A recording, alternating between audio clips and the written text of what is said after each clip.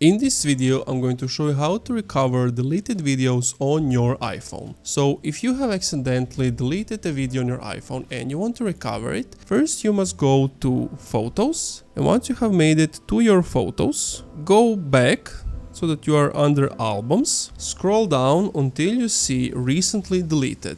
Click on Recently Deleted, and here basically you will see everything you have ever deleted, but make sure to restore it before the 30 days mark, because after 30 days it will be auto deleted. And that's it. Thank you for watching this video. If you enjoyed, leave a like, comment, subscribe.